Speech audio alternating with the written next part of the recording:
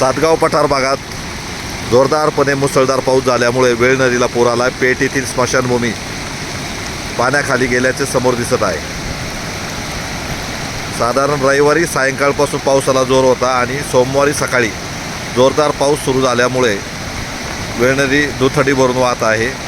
जो सातगाव पठार भाग आहे हा दुष्काळी भाग म्हणून ओळखला जातो. उन्हाळ्यात इथं पिण्याच्या पाण्याचे टँकर चालू असतात, परंतु आता पाऊस चालू झाल्यामुळे पिण्याच्या पाण्याचे टँकर बंद झाल्यास जमा आहे आणि हा पाऊस उपयुक्त असल्याचे सांगण्यात आले. आता माझ्यासमोर आहेत शेतकरी मंगेश पवळे पेठचे आणि साईनाथ पत संस्थेचे संचालक. काय परिस्थिती पावसामुळे काय वाटते? आमच्याकडे 8 दिवसापासून आम्ही पावसाची शतकाप्रमाणे वाट पाहत होतो. आमच्याकडे खरीपामध्ये मेन बटाटे लावले जातात, पण बटाट्यासाठी पावसाची खूप मोठी गरज होते. तर आम्हाला परवापासून थोडा पाऊस कालपासून पाऊस वाढलेला आहे. तर हा पाऊस बटाट्यासाठी खूप उपयुक्त आहे.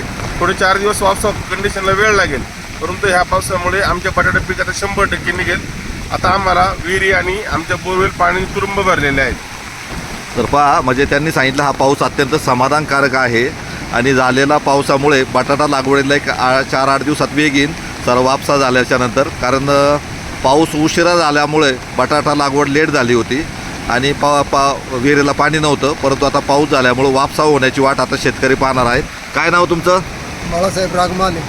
हां, काय परिस्थिती आहे पावसामुळे काय वाटतंय? पाऊस झाल्यामुळे सर्व शेतकरी सुखी झालेली आहेत. हा. आणि पाऊस पिण्याचे पाण्याची भरपूर चिंता होती. टँकर चालू होते, हां आता बहुतेक टँकर बंद होते हां आणि त्याच्यामुळे विहिरीला बोरला पाणी आलेलं आहे.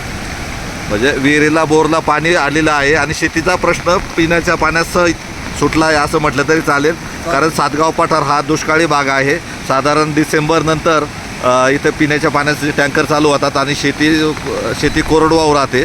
परंतु पावसाळ्यात जो बटाटा लागवड महत्त्वाची आहे, खरीप हंगामात एकच पीक महत्त्वाचं आहे साधारण, आणि त्याच्यानंतर वाटाणा पीक हे महत्त्वाचं मानलं जातं, सोयाबीन पीक महत्त्वाचं मानलं जातं. परंतु गतवर्षी बटाट्याला फारसं पैसे झाले नाही किंवा शेतकऱ्यांमध्ये उत्पन्न निघलं नाही. त्यामुळे अनेक शेतकरी बटाटा सोडून वाटाणा किंवा सोयाबीन पिकाकडे वळले जातात. त्यामुळे बटाटा लागवडीतसुद्धा घट होण्याची शक्यता आहे. आता सध्या आपण आहे पेठच्या स्मशानभूमीजवळ, जो पुणे नाशिक जुना हमरस्ता आहे, तिथे आता पूर्णपणे हा पाण्याखाली गेल्याचं समोर दृश्य आहे. हे पूर्णतः पाणी मोठ्या प्रमाणात वाहत असल्यामुळे वाहतूक ठप्प झाली आहे. केवळ पुणे नाशिक नवीन जो मार्ग आहे त्या मार्गाने वाहतूक चालू असल्याचे सांगण्यात आलं. आता हे स्मशानभूमी पूर्णपणे पाण्याखाली गेली आणि गेल्या अनेक दिवसापासून पावसाच्या प्रतीक्षेत असलेले सातगाव पठार येथील शेतकरी पावसामुळे सुखावले आहेत आणि लवकरच वापसा झाल्यामुळं बटाटा लागवडीला वेग येईल अशी शक्यता वर्तवण्यात येत आहे. आंबेगाव वार्तासाठी संतोष वळसे पाटील, मंचर.